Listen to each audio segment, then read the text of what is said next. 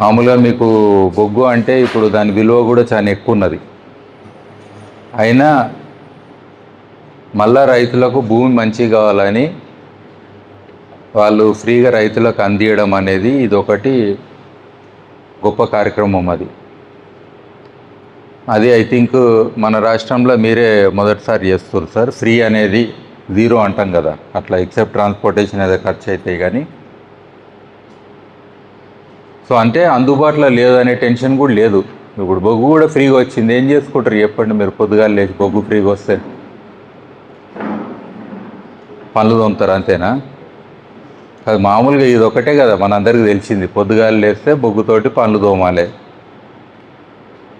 అంటే. నిన్న మొన్న పుట్టిన వాళ్ళు మీరంతా యంగర్ జనరేషన్ దోమినట్టు లేరు కానీ మీ పనులు చూస్తే కూడా చెప్పవచ్చు అసలు ఎన్నడన్నా దోమిరా లేదా అని. దేంతో దోమినా కానీ డెంటల్ హాస్పిటల్ పెరుగుతున్నాయి కానీ ఉన్న పనులు ఊడగొట్టుకోనికనే హాస్పిటల్ లెక్క తయారైనాయి కానీ నిజంగా